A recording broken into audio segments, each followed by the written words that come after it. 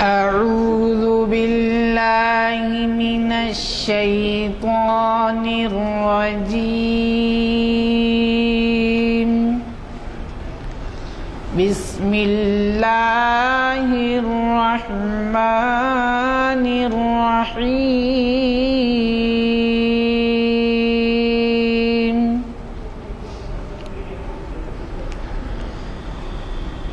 يا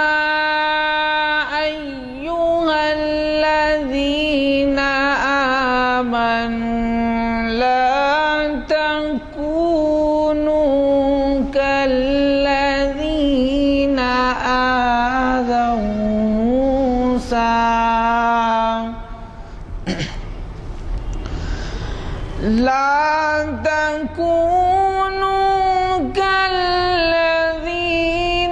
آذوا موسى فبرأه الله مما قالوا وكان عند الله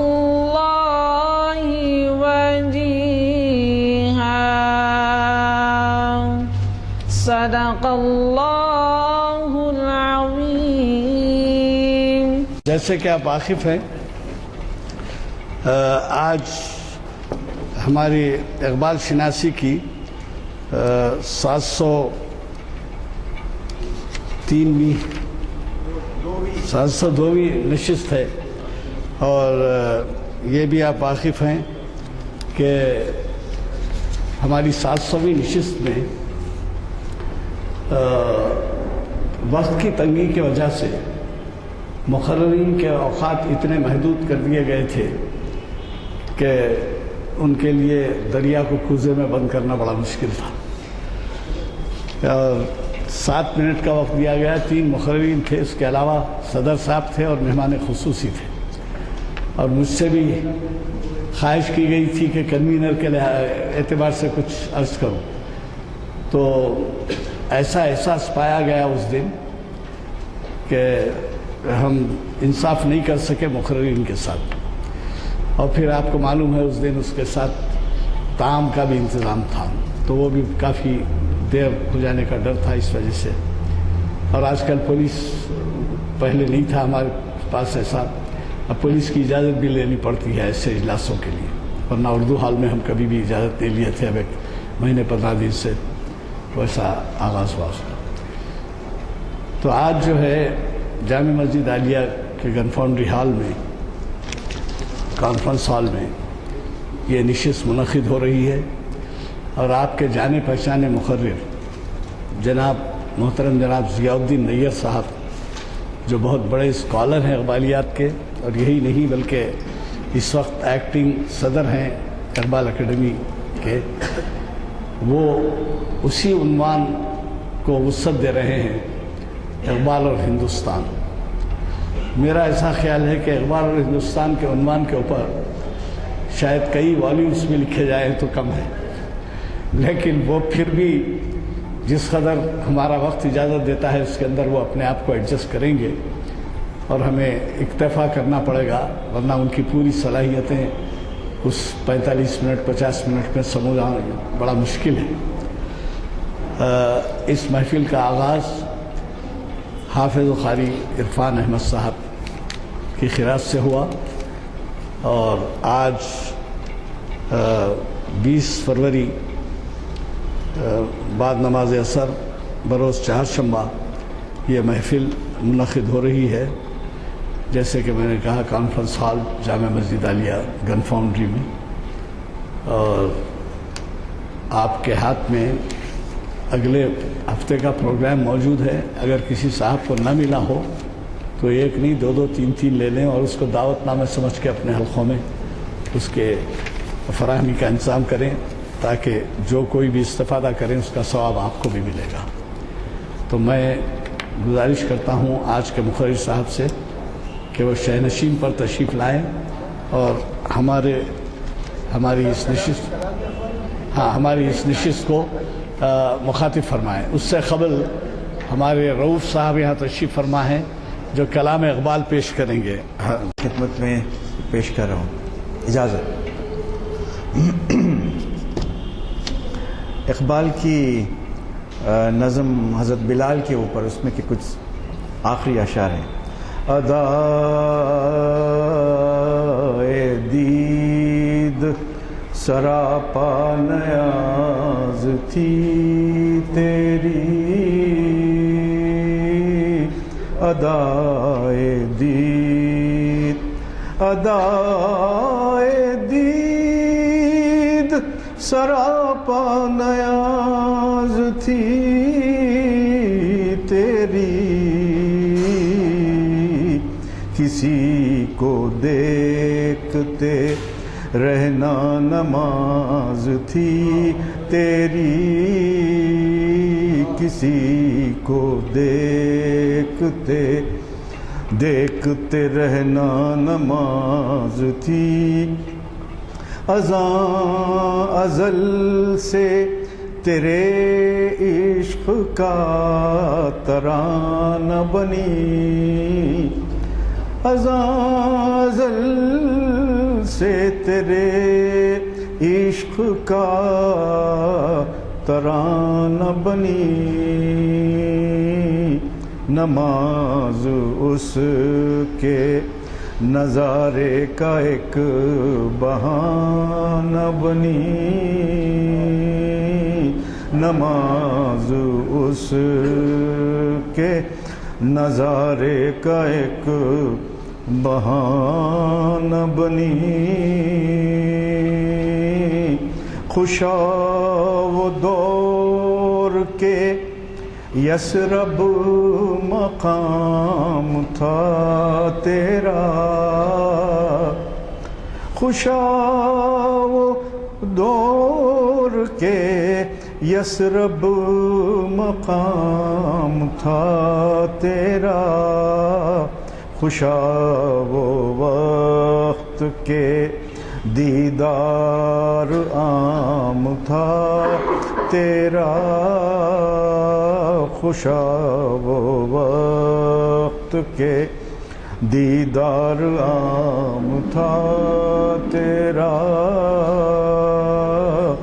ادائے دید سراپا نیاز تھی تیری، کسی کو دیکھتے رہنا نماز تھی تیری۔ بسم اللہ الرحمن الرحیم۔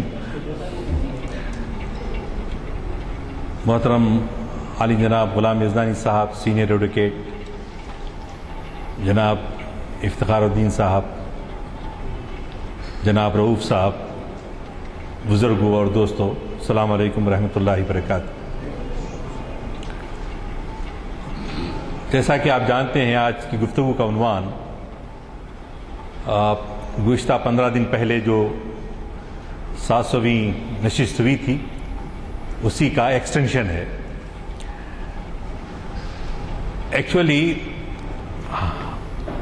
ہم علامہ اقبال کے پرستار ہیں، چاہتے ہیں، پسند کرتے ہیں ان کے پیام کو، ان کے کلام کو، اور یقیناً کرنا چاہیے۔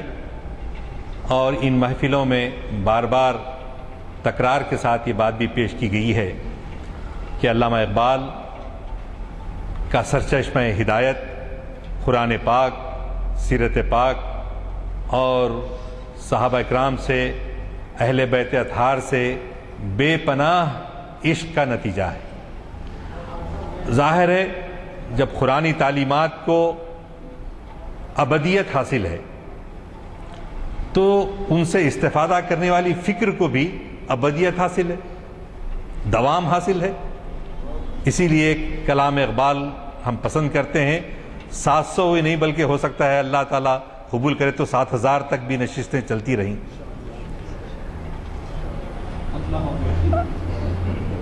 اب اس میں ہم کو ذرا تھوڑی دعوت فکر دینا ہے، وہ یہ کہ ہم نوسٹالجیا کا شکار ہو جاتے ہیں۔ اقبال کی تعریف کرتے ہوئے، اپنی تاریخ اسلام بیان کرتے ہوئے ہم نے تو ایسے ایسے کارنامے انجام دیے، جی تھے تو آبا وہ تمہارے ہی مگر تم کیا ہو، ہاتھ پر ہاتھ دھرے منتظر فردا ہو۔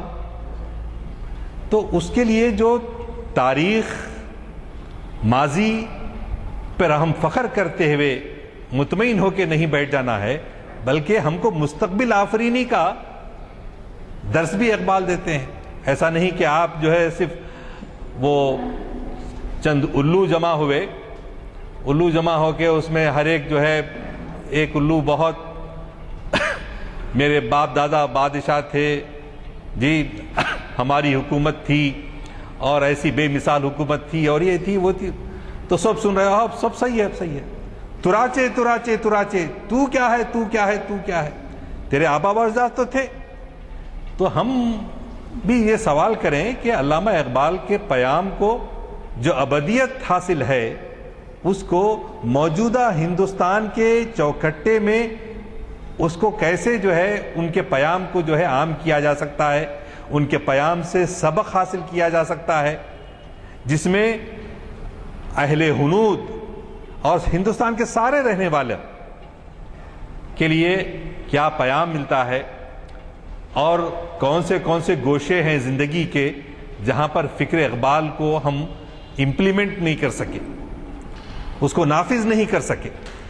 نافذ کرنے کے لیے وہ طبقہ تو بہت ہے جو اقبال ایسے تھے۔ اقبال نے ایسا ترانہ لکھا صاحب کہ وہ اوپر آکاش میں جب گیا تھا راکیش شرما، تو اس نے سارے جہاں سے اچھا ہندوستان ہمارا، کیا بات ہے صاحب۔ اب اس کو یعنی پوچھتے ہی ان بولا ارے سارے جہاں سے اچھا ہندوستان۔ اس کے بعد ہمارے این ٹی آر صاحب جب نمائش میدان میں اقبال اکیڈمی کے تحت سیمینار ہو رہا تھا، جس میں آپ کے گورنر سابق گورنر ہریانہ برنی صاحب تشریف لائے، اقبال کے شاگرد آپ کے بھوپال سے ممنون حسن خان تشریف لائے، ڈاکٹر رستوگی تشریف لائے، ان کے شاگرد تھے علامہ اقبال کے، جگناتھ آزاد آئے، اور بہت ماہرین اقبال جمع ہوئے، بہترین سردار جعفری تھے جی، اور آپ کے آل احمد سرور تھے، میں اسلوب احمد انصاری تھے، اور ایران سے مصر سے جمال الدین صاحب تشریف لائے، تو بہت اقبال کے ماہرین جمع ہوئے۔ جی ہاں، وہ گورنر تشریف لائیں، اور یہاں پر جو ہے آپ کے سیکریٹریٹ کے پاس شاہین نصب کیا گیا، اور این ٹی آر نے بھی بڑے لہک لہک کر، میں نہ صرف سنا ہوں بلکہ میں شخصی طور پر وہاں پر موجود تھا، اور حضرت آپ بھی تھے ہوں گے، تو اس نے لہک لہک کر ترانہ پڑا۔ اب سوال یہ پیدا ہوتا ہے کہ پولیس ایکشن ہونے کے بعد اقبال کا نام لینا جرم کیوں ہو گیا تھا؟ اقبال پیدا ہوئے ہندوستان میں، متحدہ ہندوستان میں، جب پاکستان نہیں بنا تھا، 1938 میں اقبال کا انتقال ہوا جی، تو لیکن یہ کیا بات تھی کہ پارٹیشن کے ساتھ ہی اقبال کا نام لینا جرم ہو گیا، اور لوگ ڈرتے تھے اقبال کا نام لینے سے۔ تو یہ بھائی جان ہم کو اس کے بارے میں فکر کرنا ہے، اور یہ فکر کرنا ہے کہ اقبال کی وہ کون سی فکر کے گوشے ہیں جس کو ہم آج کے معاشرے میں امپلیمنٹ کرنا ہے۔ اقبال تو ختم ہو گئے، اقبال کے ہم لوگ کیا ہیں؟ سب ان کے پیام کے نہ صرف حامی ہیں بلکہ ان کو پسند کرتے ہیں، اور ان کی فکر کو عملی طور پہ نافذ کرنا چاہتے ہیں، تاکہ ساری انسانیت، ہم نہ صرف مسلمان، نہ صرف اقبال کا نام لینے والے بلکہ دیگر لوگ بھی آخر کیا وجہ ہے کہ علامہ اقبال کو اتنا پسند کرتے ہیں اور ان کی فکر کو نافذ کرنا چاہیے۔ اور یقیناً جہاں وطن کی تعریف میں محب وطن تھے اقبال جی، تو پھر آخر ان سے خفگی کیوں تھی؟ ان کا نام لینا جرم کیوں سمجھا جاتا تھا؟ ایک تو سوال یہ ہے، اور اہل حیدرآباد کو خاص طور سے اقبال سے بڑی وابستگی ہے۔ اور کیسا شہر حیدرآباد؟ جس کو سکندر علی وجد نے کہا تھا اگر مہر و الفت کی دنیا کہیں ہے، اگر مہر و الفت کی دنیا کہیں ہے تو پھر وہ یہیں ہے، یہیں ہے، یہیں ہے۔ سکندر علی وجد نے حیدرآباد فرخندہ بنیاد 420 سال ہو رہے ہیں تقریباً شہر، میرے شہر کو لوگاں سے معمور کر، جو محمد قلی قطب شاہ نے جو دعا مانگی تھی، تو آخر ایسے حیدرآباد کو علامہ اقبال سے بڑی محبت تھی۔ سروجنی نائیڈو، ان کی زندگی میں یوم اقبال 30 جنوری 1938 عیسوی کو یہ جو موجودہ اسمبلی ہے اس میں منعقد ہوا تھا، جس کی صدارت اعظم جاہ بہادر نے کی تھی۔ آصف جاہ صابے کے بڑے بیٹے اعظم جاہ بہادر نے کی تھی، اور اس میں تقریر کرنے والوں میں ڈاکٹر سید عبداللطیف، سروجنی نائیڈو، بہادر یار جنگ، ایسے بڑے بڑے نام ہم کو ملتے ہیں۔ اور پھر جلسے تعزیت بھی 4 مہینے کے بعد ان کا انتقال ہوا تو اس کی صدارت سروجنی نائیڈو نے کی۔ اور اقبال جو ہے پہلی دفعہ جو حیدرآباد آئے 1910 عیسوی میں، 30 جنوری 1910 کو آئے پہلی دفعہ اقبال۔ جب وہ آئے تو ان کی ملاقات 5 دن کا قیام تھا، بڑے بڑے سب لوگوں سے ہوئی، لیکن آصف جاہ صاحب بادشاہ سے نہیں ہوئی ملاقات۔ تو انہوں نے اپنے خط میں لکھا اپنی دوست کو کہ جو ہے میں سب لوگوں سے ملاقات کیا لیکن نظام سے میری ملاقات نہیں ہو سکی۔ تو اور اسی زمانے میں یہ جو گولکنڈا میں جا کے رات میں، چاندنی رات میں انہوں نے وہ نظم لکھی تھی۔ قطب شاہی خاندان کے جو افراد وہاں محو خرام ہیں اور چاندنی چٹک رہی ہے، اس میں اقبال گئے اور سر اکبر حیدری ان کو لے گئے اور وہاں پر انہوں نے وہ نظم کہی جو معرکۃ الآراء نظم ہے۔ عزیزان گرامی، تو میں جو نتیجہ عرض کرنا چاہ رہا ہوں وہ یہ ہے کہ 1910 میں پہلی دفعہ اقبال آئے، اس کے بعد 1929 عیسوی میں اقبال آئے، اور 16 جنوری کو پہنچے، 17، 18، 19 جنوری کو 3 خطبے عثمانیہ یونیورسٹی میں دیے، جو علامہ کے جو religious thought, reconstruction of religious thought جو خطبات ہیں اس میں وہ درج ہیں۔ 3 خطبے انہوں نے وہاں دیے۔ اس کا ذکر ہم جو ہے پروفیسر صلاح الدین صاحب سے، ڈاکٹر میر ولی الدین صاحب سے، غلام دستگیر رشید صاحب سے سنتے تھے، کیونکہ وہ لوگوں نے خود دیکھا تھا، ان کو سنا تھا۔ اقبال کو کئی دفعہ ایک اخبارات میں نیوز ملتی رہی کہ مشرقی شمالی ہندوستان سے کافی لوگ جو ہے حیدرآباد آتے تھے۔ کیوں آتے تھے؟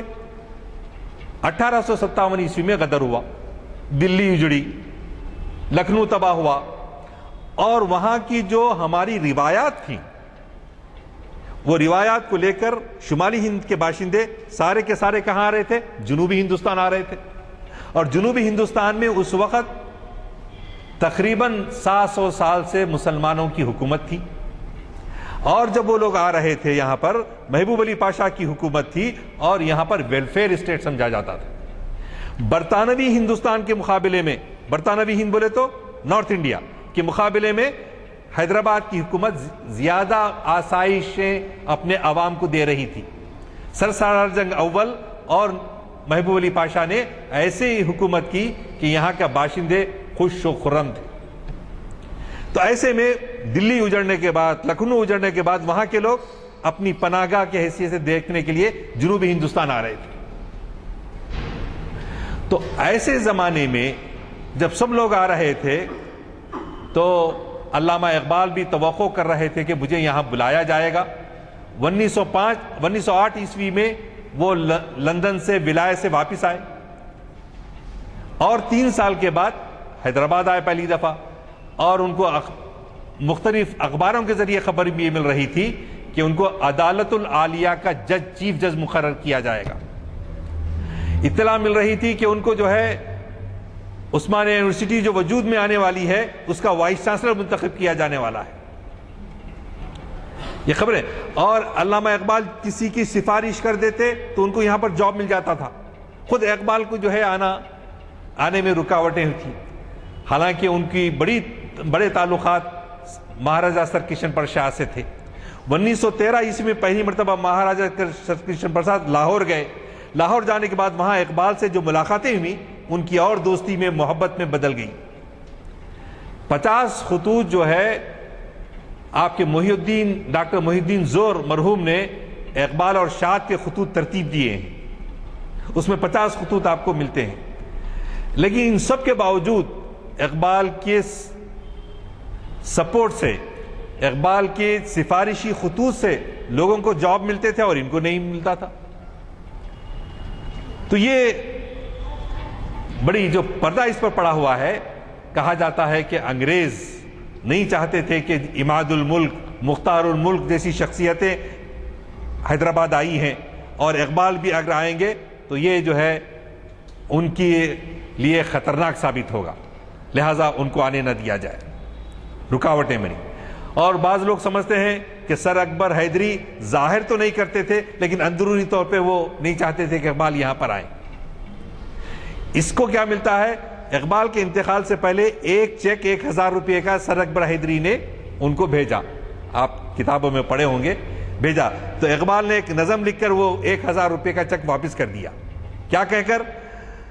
غیرت فقر فی قافرے، خے سے نہیں قاف سے، غیرت فقر مگر کر نہ سکی اس کو قبول، جب کہا اس نے یہ ہے میری خدائی کی زکات.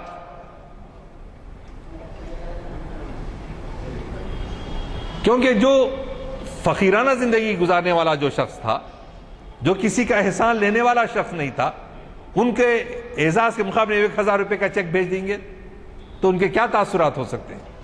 تو لہٰذا انہوں نے وہ رقم واپس زکوٰۃ کہے لگے بھیج دی واپس. یہ تو ہوا اہل حیدرآباد کا رویہ ان کے تعلق سے. اور وہ حیدرآباد جہاں پر 2 شخصیتوں نے اقبال کو علمی کام میں بہت سارے لوگوں نے کیا. خلیفہ عبدالحکیم، یوسف حسین خان صاحب، ڈاکٹر میر ولی الدین، سروجنی نائیڈو، ڈاکٹر لطیف، اور بہت ساری لوگوں نے جو ہے اقبال پہ لکھا. ڈاکٹر غلام دستگیر رشید، غلام عمر خان. لیکن 2 شخصیتوں نے اقبال کے کلام کو، پیام کو عام کرنے کی کوشش کی. ایک تھے بہادر یار جنگ، دوسرے تھے خلیل اللہ حسین. ان 2 لوگوں نے بڑا کام کیا اور اس پیام کو جو عام کرنے کی جو کوشش کی گئی. اور جیسے میں نے آپ سے پہلے کہا کہ شمالی ہندوستان سے کافی لوگ یہاں پر آئے. تو اقبال کا انتقال 1938 میں ہوا اور نظریہ پاکستان کی جو قرارداد لاہور میں پیش کی گئی وہ 1940 میں پیش کی گئی، ان کے انتقال کے 2 سال کے بعد. اور بہادر یار جنگ مجلس اتحاد المسلمین کے صدر منتخب ہوئے 1938 میں. 6 سال تک اس کے صدر رہے، اس کے بعد ان کا انتقال ہوا 1944 میں. 3.25 سال کے بعد 18 سپٹمبر 1948 عیسوی کو سقوط حیدرآباد ہوا. یہ ترتیب وار تاریخی واقعات. تو اس کے بعد 48 کے بعد کی تو دنیا بالکل بدل گئی. 48 کے بعد کی دنیا بالکل بدل گئی. اور کیسے بدلی؟ کہ جو اقتدار 224 سال سے تھا یہاں پر آصف جاہی خاندان کا، اس سے پہلے اگر آپ قطب شاہی اور بہمنی خاندان وغیرہ کا حساب کریں گے تقریباً 800 سال مسلمان جنوبی ہند میں حکمران تھے. اب ایک دم حالات بدلے تو مسلمانوں میں ایک ایسی کیفیت پیدا ہوئی کہ کیونکہ سب کیا تھے؟ ویلفیئر اسٹیٹ ہے، ہم کو تو کبھی زوال ہی نہیں آئے گا. اور مسلمان جتنے ہیں عام طور پہ کیا کرتے تھے؟ سرکاری ملازمتیں کرتے تھے. زراعت، صنعت و حرفت، حتیٰ کہ پٹیل پٹواری 99% جو ہے غیر مسلم ہوا کرتے تھے. مسلمان اس میں جاتے ہی نہیں تھے. تو نارتھ انڈیا سے شرنارتھی تیسرے دہے میں 20ویں صدی کے تیسرا دہا یعنی 1920 سے لے کر 1930 تک وہاں سے آ کے آہستہ آہستہ یہاں پر سازشیں شروع کر دیے تاکہ اقلیت میں رہنے والے لوگوں کے بادشاہ حکمراں ہیں، ہم اکثریت میں رہنے والے جو ہے محکوم ہیں. حالانکہ رگ معیشت کی جو رگ ہے ان کے ہاتھ میں تھی. ہمارے پاس صرف شیروانی، ٹوپی، چوڑی دار پیجامہ، جی دفتروں میں جانا اور پھر بہترین دعوتیں، ہاں، اور عیش و عشرت، 15 دن نوابوں کے گھر میں دعوتیں، میراثیوں کے ناچنے کے آوازیں، یہ سب جو ہے عیش و عشرت میں پڑے ہوئے ہیں، غفلت میں پڑے ہوئے ہیں. اور اپنے پڑوس میں برطانوی ہندوستان میں جو حال 1857 عیسوی کے بعد سے لے کر تقریباً جو ہے 100 سال تک ہم کو سبق لینے کے لیے ضروری تھا. ایسے میں ایک غیرت مند مسلمان اٹھتا ہے، وہ ہے صرف بہادر یار جنگ. اور بہادر یار جنگ کس سے انسپائر ہوتا ہے؟ وہ شخص علامہ اقبال سے. اور بہادر یار جنگ کہا کرتے تھے، لوگ انہوں مہدوی خاندان میں پیدا ہوئے تھے نا، تو وہ کہتے تھے کسی کا مہدی کوئی اور ہو تو ہو، میرا مہدی اقبال ہے. کوئی کسی کا قائل ہے، کوئی کسی کا قائل ہے، میں تو نظر عمر کا گھائل ہوں. میں ہر مسلمان کو منفردن اور ساری ملت اسلامیہ کو مستمیعاً منہاج نبوت پر دیکھنا چاہتا ہوں. یہ انسپریشن کس سے مل رہا ہے اقبال کو؟ علامہ اقبال سے مل رہا ہے. تو وہی ایک شخص بہادر یار جنگ 38 سے لے کے 44 تک اپنی قوم کو جگانے میں، سوئے ہوئے لوگوں کو اٹھانے میں، بلکہ وہ تو یہ کہا کرتے تھے کہ مردوں کو جلانے کے لیے میں بھیجا گیا ہوں. یعنی نیند ہی نہیں. وہ جیسا کسی نے کہا نا کہ نہ صرف ہم سوئے ہوئے ہیں بلکہ اندھے بھی ہیں سوئے ہوئے، نہ بصیرت ہے نہ بصارت ہے. تو یہ ہم اقتدار یوں ہی نہیں کھو دیے، اقتدار یوں ہی نہیں کھو دیے، بلکہ اپنی غفلت کا نتیجہ، اپنے عیش پرستانہ زندگی کا نتیجہ کہ پھر بہادر یار جنگ کا انتقال ہوا اور صرف 3.25 سال کے اندر ہماری جو بھی جذباتی قیادت تھی، ذرا شعلہ بجھنے سے پہلے بھڑکتا دیکھیے ایک دم. تو ہمارے قاسم رضوی صاحب کا حال وہی تھا، ایک دم جوش و خروش، لال قلعے پہ جھنڈا لہرا دیں گے، تیاری کچھ بھی نہیں. تو عزیزان گرامی، یہ تاریخی جو واقعات ہیں یہ ہم کو سبق دیتے ہیں، اس سے سبق لینے کی ضرورت ہے. اور اقبال سے ان لوگوں نے اتنا سبق نہیں لیا، لہٰذا ہمارا بھی یہ کام ہے کہ صرف اقبال اچھے ہیں، اقبال کی فکر اچھی ہے بولتے ہوئے نہیں رہنا ہے، بلکہ اقبال کی فکر کو امپلیمنٹ کیسے کیا جا سکتا ہے آج کے دور میں دیکھنا ہے. اقبال کا قصور یہ تھا کہ وہ خالق پاکستان سمجھا جائے. میں آپ کے سامنے رکھنا چاہتا ہوں کہ 19ویں صدی میں کن کن لوگوں نے 7-8 مثالیں. 19ویں صدی کے آخر میں ایک جمال الدین افغانی اٹھے تھے، تو انہوں نے یہ کہا تھا کہ روسی ترکستان سے لے کر جو موجودہ مغربی پاکستان ہے وہاں تک جو ہے مسلمانوں کا جو ہے ایک کیا ہو سکتا ہے، عالمی مسلم اتحاد کا مظاہرہ کر سکتے ہیں. ایک پین اسلامیزم تحریک چلائی انہوں نے، اور ان کی دیکھ رہی تھی کہ مسلمانوں کی اکثریت یہاں پر ہے، تو روسی ترکستان سے لے کر موجودہ بلوچستان اور سندھ کے علاقے تک جو ہے وہ سب سمجھتے تھے کہ مسلمانوں کا جو ہے بن سکتا ہے. عبدالحلیم شرر، جن کے ناول بہت سارے لوگ پڑھے ہوں گے، جو بہت بہترین ناول نگار تھے، ادیب تھے، وہ ان کے ایڈیٹرشپ میں ایک اخبار نکلتا تھا جس کا نام مہذب تھا. تو مہذب کے مدیر تھے، اور 19ویں صدی کے اواخر میں جو ہندو مسلم فساد ہوا تو انہوں نے 1890 13 اگست کی اشاعت میں لکھا ہے کہ فسادات پہ تعصف کا اظہار کیا، افسوس کا اظہار کیا اور انہوں نے یہ نتیجہ کیا کہ ہندو اور مسلمان مل کر نہیں رہ سکتے ہیں تو خوشی سے علیحدہ ہو جانا چاہیے۔ کون؟ عبدالحلیم شرر 1890 عیسوی میں لکھتے ہیں۔ اس کے بعد چودھری رحمت علی ہیں جنہوں نے 1915 میں کہا تھا کہ جو اکثریتی صوبے ہیں، جہاں مسلمان اکثریت میں ہیں مسلمان صوبے قرار دیے جائیں، جہاں ہندو اکثریت میں ہیں ہندو اکثریت صوبے قرار دیے جائیں۔ اس کے بعد 1917 عیسوی میں اسٹاک ہوم سویڈن میں ایک کانفرنس منعقد ہو رہی تھی، تو وہاں پر دو بھائی تھے، ایک ڈاکٹر عبدالجبار خیری، دوسرے پروفیسر عبدالستار خیری۔ ان دونوں نے وہاں پر اسٹاک ہوم میں یہ بات اٹھائی کہ ہندو مسلمان اگر ملک نہیں رہ سکتے ہیں تو علیحدہ علیحدہ حکومتیں بنائی جائیں۔ اس کے بعد عبدالقادر بلگرامی ہیں جنہوں نے 1920 عیسوی میں ایک پیپر نکالتے تھے، اس کا نام تھا ذوالقرنین۔ تو ذوالقرنین میں انہوں نے ایک کھلا خط گاندھی جی کے نام لکھا، تجویز پیش کی کہ ہندوستان کو قومی بنیادوں پر تقسیم کیا جائے۔ مولانا حسرت موہانی نے 1921 عیسوی میں کانگریس، مسلم لیگ اور خلافت کمیٹی کے اجلاسوں میں کامل آزادی کا مطالبہ کیا، جو پیش کرنے کی کوشش کی تو ان کو اندر آنے نہیں دیا گیا۔ تو انہوں نے پھر کیا کیا، 1924 عیسوی میں مولانا نے ایک منصوبہ تیار کیا۔ اس سلسلے میں انہوں نے مختلف ہندو رہنماؤں سے مشورہ بھی کیا، اور خلاصہ اس بات کا یہ تھا کہ مستقبل کے ہندوستان کا قیام دو قومی بنیاد پر ہو۔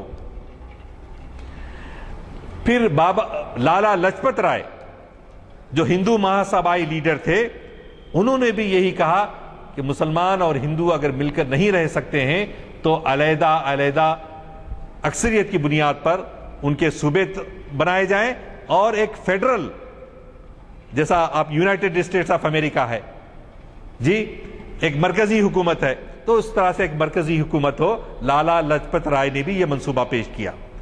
تو میں یہ 6-7 حوالے اس لیے دے رہا ہوں کہ جو یہ خیال کرتے ہیں کہ علامہ اقبال ہندوستان کی تقسیم کے ذمہ دار ہیں، وہ پہلے آدمی نہیں تھے، وہ پہلے آدمی نہیں تھے۔ اب اگر آپ 3 سال پہلے جسونت سنگھ کی ایک کتاب شائع ہوئی ہے، انگریزی میں بھی ہے اردو میں بھی ہے، اس کو 1951 میں خلیل حسنی صاحب مرحوم نے ایک کتاب لکھی تھی جس کا نام تھا پاکستان کس نے بنایا، اور اب جسونت سنگھ صاحب نے وہ کتاب لکھی ہے۔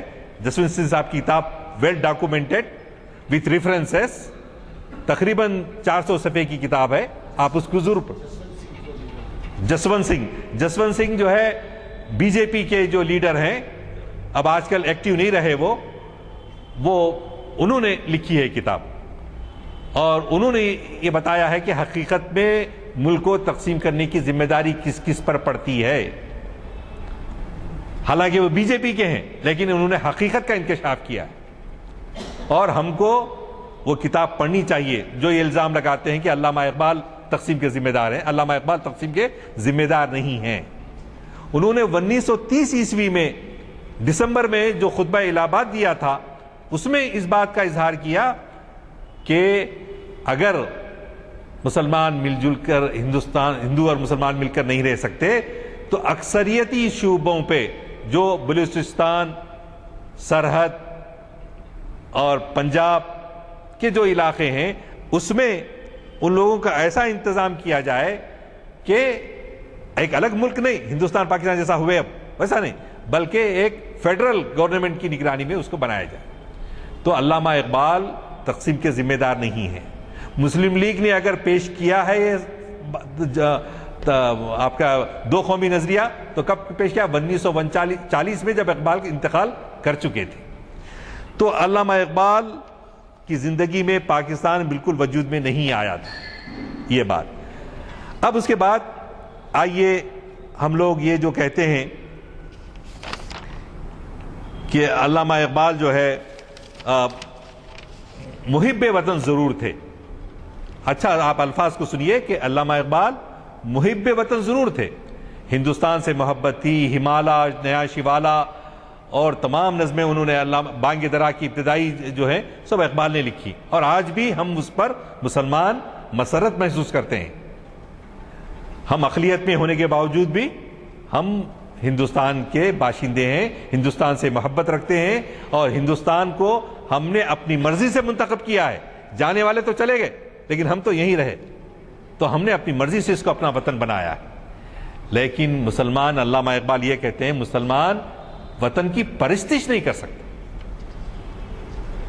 محب وطن ہو سکتا ہے لیکن وطن معبود نہیں ہے، وطن معبود نہیں ہے۔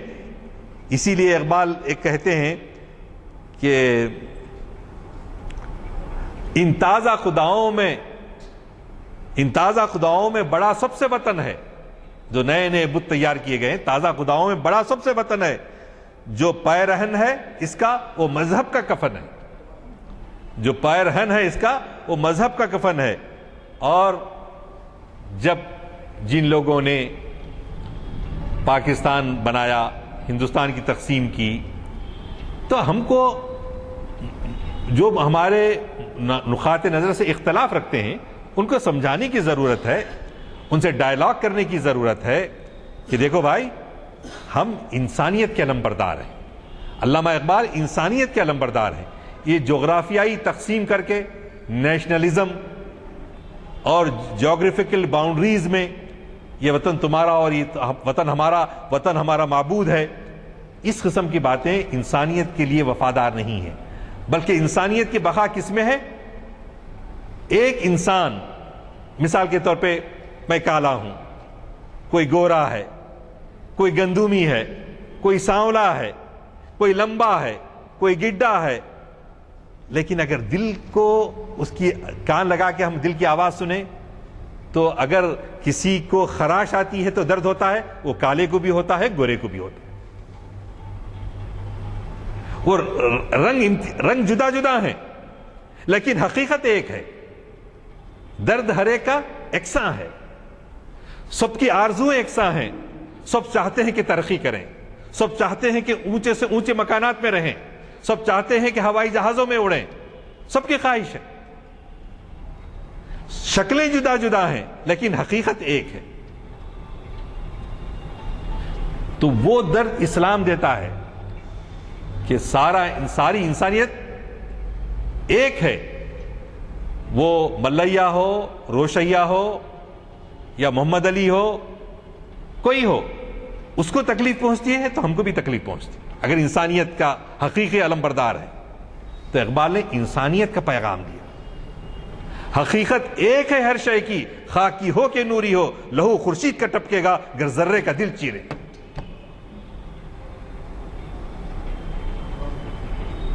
یہ ہے۔ تو ایسے میں ہم پر جو الزام لگایا جاتا ہے کہ ہم جو ہے ملک کو تقسیم کرنے والے، ہم ذمہ دار نہیں ہیں اس میں، ہم تو انسانیت کے علمبردار ہیں۔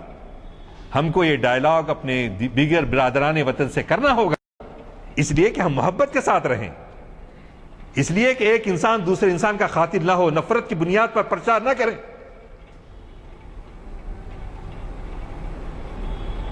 عزیزان گرامی، اسی لیے اقبال کہتے ہیں تاریخ اسلام میں اگر آپ آ کر دیکھیں گے تو ایسی صورتحال سے ہم دو چار کبھی نہیں ہوئے تھے۔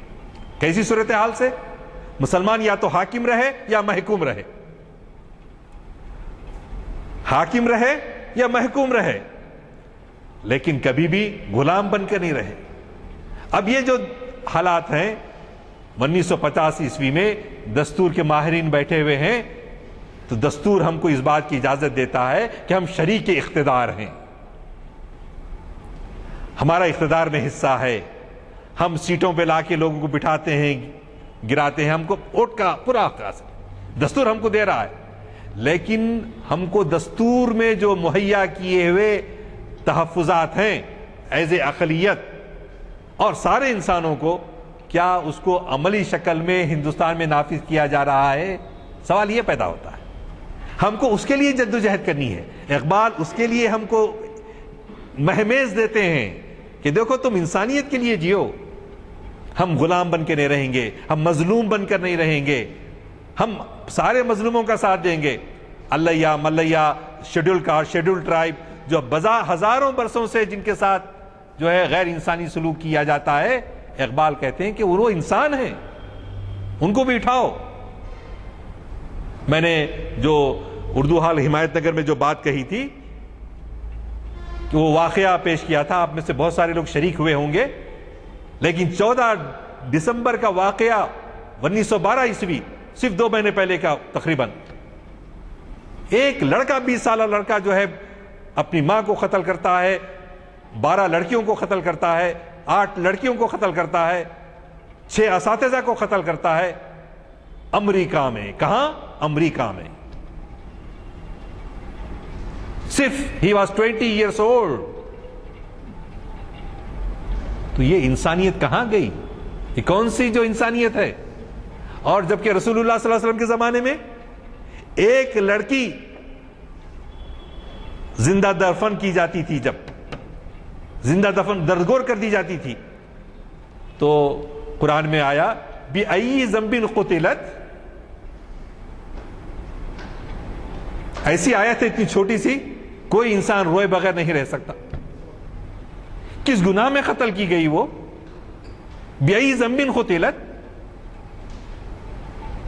یہ انسانیت کا پیام۔ ایک لڑکی ایک گھر میں پیدا ہوتی ہے، عربوں کا دستور ہے، رسالت سے پہلے کا زمانہ ہے کہ لڑکیوں کو زندہ درکور کیا جاتا تھا، عیب سمجھا جاتا تھا لڑکیاں پیدا ہونا۔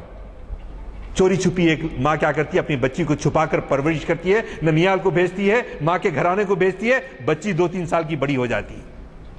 بڑی ہونے کے بعد بچی پیارے پیارے باتیں کرنے لگی ہے، تو ماں کے خیال میں آتا ہے کہ باپ شقی القلب، باپ کے دل میں محبت شفقت پدری جاگ اٹھے گی۔ کہتی ہے کہ ہماری بچی زندہ ہے، ننیال میں پرورش پا رہی ہے، حاضر کر دی جاتی ہے، خواہش کرتا ہے دیکھنے کو بیٹی کو، لیکن شقی القلب باپ بہانہ کرتا ہے عکاس کا میلہ دکھانے کے لیے۔ عرفات کے میدان میں اس زمانے میں میلہ لگتا تھا، ماں خوشی خوشی بناؤ سنگار کرتی ہے اور باپ کے ساتھ کرتی ہے، باپ کی انگلی پکڑ کر جا رہی ہے، مقتل کی طرف جا رہی ہے، معلوم نہیں ہے کہ اس کے باپ اس کو خبر کھول کر زندہ درگور کرنے والا ہے۔ بہانہ میلہ دکھانے کا ہے، گڑھا کھودتا ہے، بیٹی کو زندہ نیچے اتارتا ہے، بیٹی خبر میں سے پکار کہتی ہے ابا جان آپ کی داڑھی کو مٹی لگی ہے، میں صاف کرنا چاہتی ہوں۔ یہ پیارے بول بھی اس شقی القلب باپ کا دل کو ہلاتے نہیں، اور مٹی انڈیل دیتا ہے۔ اپنی حقیقی بیٹی کو انسان اتنا ظالم ہو چکا ہے، اپنی حقیقی بیٹی کو زندہ دفن کر رہا ہے۔ محمد رسول اللہ آئے، پیام لے آئے، اور کیسا انقلاب آیا۔ خود نہ تھے جو راہ پر اوروں کے ہادی بن گئے، کیا نظر تھی جس نے مردوں کو مسیحا کر دیا۔ حضرت امامہ یتیم ہو گئی، باپ شہید ہو گئے۔ رسالت مآب صلی اللہ علیہ وسلم کے ہر صحابی آ کے عرض کر آئے اللہ کے رسول یہ ہماری بھتیجی کی پرورش ہمارے ذمے ہو۔ کل تک حقیقی باپ اپنی بیٹی کو زندہ حاضر کرتا، آج دوسرے کی بیٹی کو اپنی بیٹی سمجھ رہا۔ یہ اسلام کی دین ہے۔ بِأَيِّ ذَنبٍ قُتِلَتْ، کس گناہ میں وہ بچی قتل کی گئی، اور آج کتنے لوگ زندہ مارے جا رہے ہیں، قتل کیے جا رہے ہیں۔ ہمارا پیام کیا ہے؟ ہم اسلام اچھا ہے بول کے بیٹھے ہوئے ہیں گھر میں۔ سوال یہ ہے کہ اسلام سے فائدہ پہنچاؤ لوگوں کو۔ یہی بات تو ہے کہ انسانوں کے ساتھ انسان جیسا سلوک کیا جائے۔ ڈھونڈنے والا ستاروں کی گزرگاہوں کا، ڈھونڈنے والا ستاروں کی گزرگاہوں کا اپنے افکار کی دنیا میں سفر کر نہ سکا، اپنے افکار کی دنیا میں سفر کر نہ سکا۔ جس نے سورج کی شعاؤں کو گرفتار کیا، زندگی کی شب تاریک سحر کر نہ سکا۔ یہ زندگی کی شب تاریک نے تو کیا ہے؟ وہ اقبال پیام دیتے ہیں، اقبال انسانیت کا پیغام دیتے ہیں۔ تو اٹھو اقبال کے چاہنے والوں، اسلام کے چاہنے والوں، تمہارے رسول کا کیا پیام ہے، اقبال کا کیا پیام ہے، قرآن کا کیا پیام ہے۔ کتنی بڑی ذمہ داری ہم پر ہے۔ اب کوئی رسول آنے والا نہیں ہے، اور اقبال جیسے پیدا ہوں تو ہوں، مگر اب آپ کی ہماری ذمہ داری ہے کہ اس پیام کو عام کریں، اور ان تازہ خداؤں میں بڑا سب سے وطن ہے، اس کو خدا معبود بنا کر ہندوتوا فورسز چاہتی کیا ہے؟ ہندوستان میں مسلمانوں کو مسلمان رہنے نہ دیں، ان کا منشا یہ ہے۔ تو ہم کو غفلت میں رہنا نہیں ہے۔ انہوں نے اقبال کی زندگی میں وندے ماترم لکھا، اقبال نے اس کی مذمت کی کہ ہم زمین کی پوجا نہیں کرتے، زمین ہماری ماتا نہیں ہے، ہم زمین کی پوجا نہیں کرتے۔ تو لہذا ہندوستان میں ساکا آئے، سائی ناتھن آئے، یہ دو قومیں مشہور، لیکن آج ایک بھی ساکا کا آدمی نظر نہیں آتا ہمارے کو، نہ عورت نظر آتی نہ مرد نظر آتا، ختم ہو گئے۔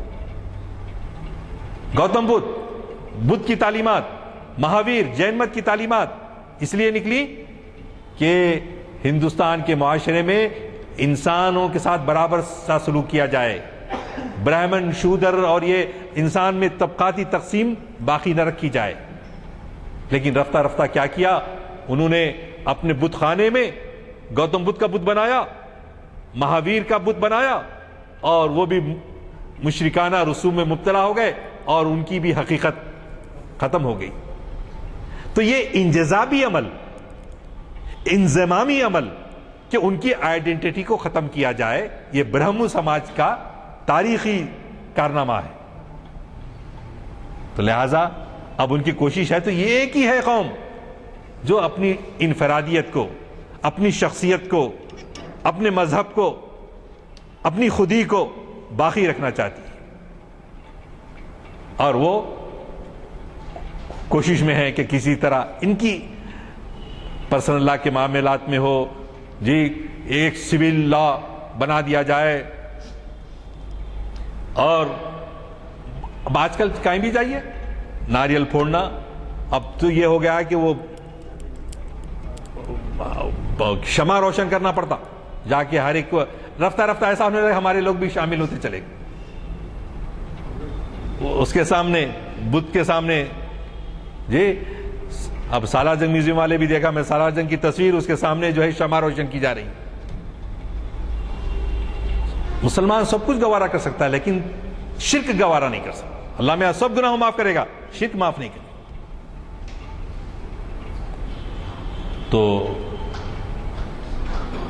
ہم کو بیدار ہونے کی ضرورت ہے، اپنی ذمہ داریوں کو صرف اقبال کے کلام کی تعریف کرنے سے کچھ نہیں ہوگا، شیدائی اقبال بننے سے صرف کچھ نہیں ہوگا، بلکہ اس کے پیام کو امپلیمنٹ کروانا ہے۔ اس کے لیے حکمت عملی کے ساتھ، میں یہ نہیں کہتا کہ بس دست و بکریباں ہو جائیں، حکمت عملی کے ساتھ اور بیدار مغزی کے ساتھ بیدار رہیں۔ تو یہ اگر نہیں کریں گے تو پھر اکثریتی سماج جو برہمنی مزاج ہے اس میں اپنے آپ کو ضم کر لے گا۔ تو اقبال تاریخ کو بڑی اہمیت دیتے ہیں، تاریخی حافظہ جو ہے قوموں کی تاریخ، جیسا انسان کا حافظہ ہوتا ہے نا، قوم کا حافظہ کیا ہے؟ تاریخ ہوتی ہے۔ اپنے تاریخ کو محفوظ کرنے کے لیے، تاریخی روایات کو برقرار رکھنے کے لیے ہم کو چاہیے کہ اب کچھ نہیں ملا ہماری تاریخ میں۔ ایک دو واقعات بیان کرتے ہوئے اپنی گفتگو کو ختم کرتا ہوں کہ اورنگزیب عالمگیر کو منتخب کیا انہوں نے۔ ارے اورنگزیب عالمگیر کہ اگر اس زمانے کے مسودات دیکھیں کتنے لوگوں کو مندر کو زمین دیا، سب کے ساتھ انصاف کے ساتھ عمل میں لایا، لیکن اس کو انگریزوں نے ایسا منتخب کیا تاکہ مسلمانوں، ہندوؤں میں جو ہے مسلمانوں کو بدنام کیا جائے کہ یہ جو ہے اورنگزیب ظالم بادشاہ تھا، یہ مندروں کو توڑتا تھا۔ کوئی مندر کو ناانصافی نہیں کی انہوں نے۔ آ کے اگر ایک جگہ بات ٹکتی ہے تو وہ کہاں ٹکتی ہے معلوم آپ کو؟ آپ کو جو ہے وہ ہے بنارس میں،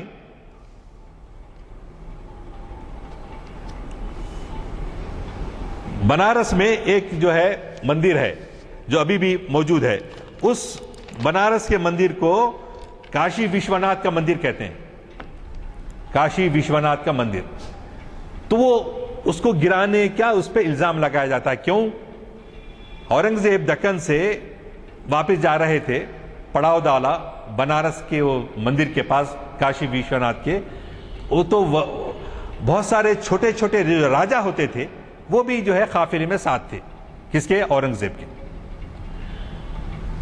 تو ایک مہاراجہ کی بیوی جو ہے گم گئی. ارے کہاں گئی تلاش کرو بول کے جو ہے دیکھنے گئے. تو وہ کاشی وشوناتھ کا جو مندر ہے وہ بالکل نیچے زیر زمین ہے. تو تلاش کرنے تو وہاں پر معلوم ہوا کہ اس کی بیوی کو لوگوں نے بدکاری کی اور اس کو قتل کر ڈالا. تو خود راجاؤں نے اورنگزیب کو مشورہ دیا کہ جہاں ہماری مہارانی کا ایسا کے ساتھ یہ انجام کیا گیا, بدکاری کی گئی اور قتل کیا گیا, ایسے پاپ کو جو ہے مندر میں ہم دیکھنا نہیں چاہتے, لہٰذا اس مندر کو ختم کر دیا جائے. خود مہاراجہ جو ساتھ تھے انہوں نے خواہش کی ان سے, اورنگزیب سے. تو برادران عزیز, یہ انگریزوں کی بہت سازش رہی کہ ہندو مسلمانوں میں تفرقہ پیدا کیا جائے, تاریخیں ایسی لکھوائیں. تو اصل میں آج تاریخ کے مضمون کو بھی اڑایا گیا ہمارے اسکول سے, کالجز سے. کیوں؟ کہ ہمارے بچے تاریخی ورثہ جو شعور ہے, جرأت کی تاریخ کا, بہادری کی تاریخ کا, وہ ان کے ذہنوں سے نکال دیا جائے. دور کیوں جاتے؟ ٹیپو سلطان سرنگا پٹنم میں شہید ہوئے.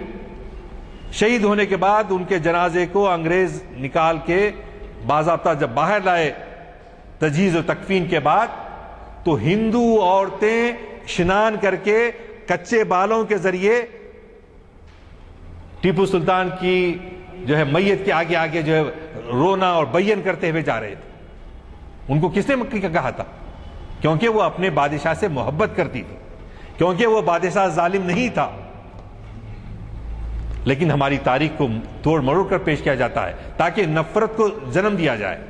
سب برادران وطن ویسے نہیں ہیں, چند لوگ ہیں. تو ہماری ضرورت یہ ہے کہ ہم اپنی تاریخ سے واقف ہوں. ہم اپنے بچوں کو صحیح تاریخ اگر مدارس میں نہیں پڑھائی جاتی تو ہمارے پاس ایک پروجیکٹ ہے. میں انشاءاللہ پھر ہمارے محترم یزدانی صاحب سے کہوں گا کہ ان آزادی کے سورماؤں کو جن کی تاریخ فراموش کی جا رہی ہے, جی ٹیپو سلطان اور محمود حسن, ریشمی رومال کی تحریک, برکت اللہ خان کی تاریخ, ان کتابوں کے کتابچے تیار کیے جائیں گے. کچھ کام شروع ہوا, 3 کتابیں ہیں, اور بھی ہم کتابیں اس پہ لکھ کر نوجوانوں میں تقسیم کریں تاکہ ان کی معلومات میں اضافہ ہو اور تاریخی رشتہ ہمارا ٹوٹنے نہ پائے. تو یہ آپ کی اور ہماری ذمہ داری ہے. اگر وہ اقبال کے شیدائی ہیں تو یقیناً ہم کو یہ کام کرنا ہوگا.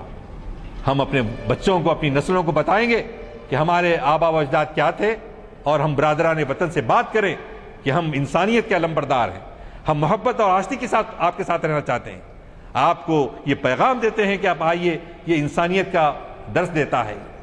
ہم میں کوئی نفرت, کوئی انسان دشمنی نہیں ہے. تو یہ اقبال کی تعلیمات ہیں. جب تک ہم اس کو سامنے نہیں لائیں گے, میں یہی کہوں گا, اقبال کے شعر پہ اپنی گفتگو ختم کروں گا. عجب نہیں کہ پریشاں ہے گفتگو میری, عجب نہیں کہ پریشاں ہے گفتگو میری, فروغ صبح پریشان نہیں تو کچھ بھی نہیں. بس یہ رات کی تاریکی چھٹ جائے اور صبح ہو, روشن ہو, یہی میرا منشا ہے, یہی میرا گفتگو کا حاصل ہے. وآخر دعوانا الحمدللہ رب العالمین.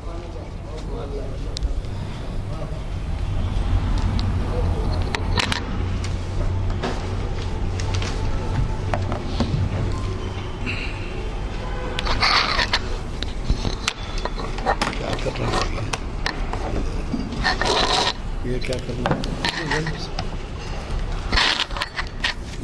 السلام علیکم.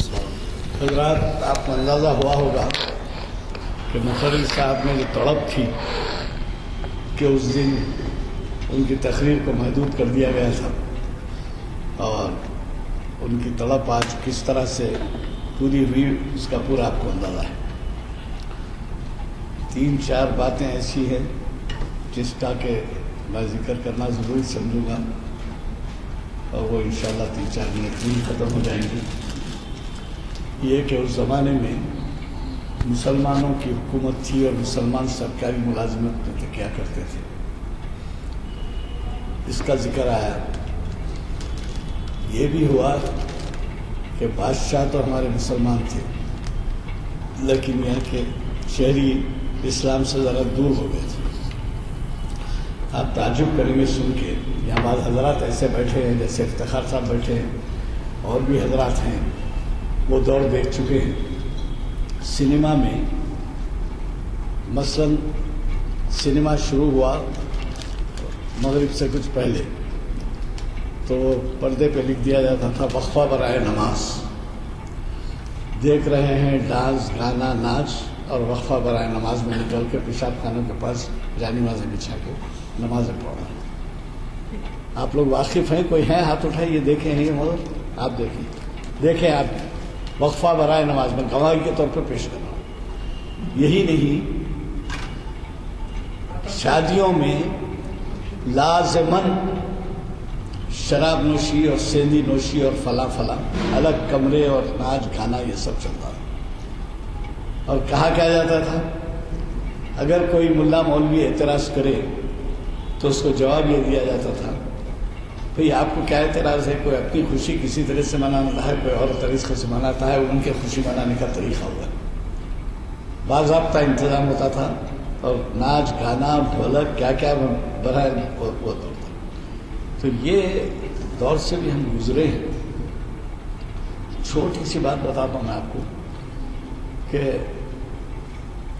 مرحوم میر عثمان علی خان کے کارناموں کا کیا ذکر کریں کہ اس قدر انہوں نے پبلک بھلائی کے فائدے کیے اور پبلک بھلائی کا خیال کیا۔ اس کے ساتھ ساتھ ان کا جو طرز عمل سیکولرزم پہ تھا، اس کا اظہار صرف اس سے ہوتا ہے کہ کنگ کوٹھی سے 1 کلومیٹر کے اندر 7-8 بڑے چرچز اور مسجد عالیہ تیسری، اور پھر دوسری منزل کے اوپر مسجد عامرہ، ہنومان ٹیکری کے پاس ایک مسجد، اور وہ MLA کوارٹرز کی ایک مسجد۔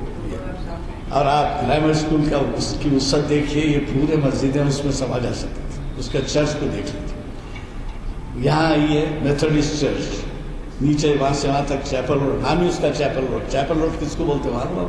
چیپل بولے تو چھوٹا چرچ، چیپل روڈ، چپل روڈ نہیں ہو، چیپل روڈ۔ اسی طریقے سے آل سینٹس کے روڈ کو چرچ روڈ، اب نہیں ہے نام، بورڈ لگا تھا بلدیہ کے بعد، چرچ روڈ گنفون۔ اب وہ رام کوٹ پہ چرچ، بینڈ لائنس میں چرچ، اور میں کیا کیا گناؤں آپ کو، 7-8 چرچ مگر 2-4 مسجد۔ رواج یعنی ان کے یعنی غیر جانبداری کا کہیے یا سیکولرزم کا یہ مظہر ہے یہ چیز۔ آپ نے جب ذکر کیا اورنگزیب کا تو مجھے وہ باتیں آ رہی، جو حضرات یہاں دیکھے ہیں اورنگ آباد میں، اورنگزیب کی مزار پہ چھت نہیں، معلوم ہوگا آپ کو، زیر سما ہے ان کی مزار، اور وہ ہندوستان کے بادشاہ۔ اس آدمی، اس ایسے شہنشاہ کو بدنام کیا گیا، اور آپ نے جیسا کہا کہ اس کے عطائے کئی مناظر میں موجود ہیں۔ اس قدر سفید جھوٹ ہے یہ کہ وہ ایسا بادشاہ تھا۔ اور تو اور آپ میں سے ہر کوئی جانتا ہوگا کہ وہ اپنے گزارے کے لیے قرآن مجید ہاتھ سے لکھ کر اس کا ہدیہ دیتے تھے۔ ان کی قرآن مجید ہاتھ سے لکھی بھی موجود ہیں۔ اور میں نے اورنگ آباد کے ایک جلسے میں، مالی واڑہ ایک مقام ہے وہاں پر، اس کے چودھری سے سنا ہے جو غیر مسلم ہے کہ صاحب ہماری یہ سرزمین وہ ہے، وہ اپنے علاقے کے بارے میں کہہ رہے تھے کہ جہاں ہندوستان کا ایسا بادشاہ سو رہا ہے جس نے سرکاری خزانے سے کوئی پیسہ نہیں، غیر مسلم، ابھی حال کی بات ہے۔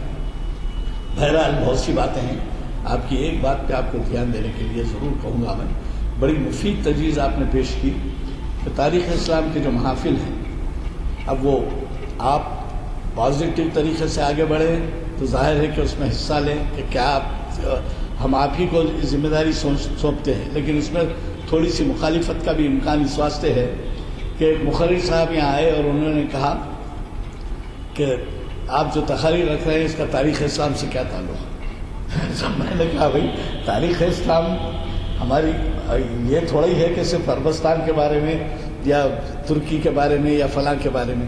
اب اسلام، تاریخ اسلام تو یہ بھی ہے کہ اس میں اگر مولانا آزاد کا بھی ذکر آ جائے تو تاریخ اسلام ہے اور سب کا. تو آپ جو کہہ رہے ہیں کہ ہمارے زوما کو، ہمارے بڑے بڑے یعنی مقررین کو اور واعظین کو بھلا بیٹھے ہیں. اب وہ کس کس کے نام لوں گا، چاہے وہ امیر خسرو ہوں، چاہے دلی کے کئی اس وقت ایسے بڑے بزرگ ہیں جن میں آپ جب بھی دلی جائیں گے تو یا حضرت خواجہ معین الدین چشتی ہیں یا گلبرگے کے خواجہ بندہ نواز ہیں، تو یہ سب بھی تو تاریخ اسلام میں ہی آتے ہیں. لیکن بعض لوگ اس کو تاریخ اسلام کے معنی سمجھتے ہیں محدود. ایک پروفیسر صاحب نے اعتراض کر دیا ہے کہ تاریخ اسلام میں یہ کیا ہے. یہ کہ آپ کا کہنا بالکل صحیح ہے کہ حال کے باتوں سے واقف نہیں، حال کے باتوں، جیسے آپ نے بتایا علامہ اقبال کا اتنا بڑا کام یا تھا، ہمارے بچے واقف نہیں. کلام سے واقف ہونا دور کی بات ہے، لیکن یہ کہ اقبال جیسا بڑا شخص یہاں پر کس طریقے سے آیا گیا ہے وہ بھی جو ہے واقف نہیں. تو بہرحال میں گزارش کروں گا کہ آپ دعا فرمائیں اور اگلے بلیٹنز آپ نہ لیے ہوں تو وہ لیتے جائیں. پیر کے دن جو خطاب اچھے بھی آئے ہیں لیتے ہوئے جائیں. اللہم صلی علی محمد وعلی آل محمد کما صلیت علی ابراہیم وعلی آل ابراہیم انک حمید مجید. اللہم بارک علی محمد وعلی آل محمد کما بارکت علی ابراہیم وعلی آل ابراہیم انک حمید مجید. ربنا آتنا فی الدنیا حسنۃ وفی الآخرۃ حسنۃ وقنا عذاب النار.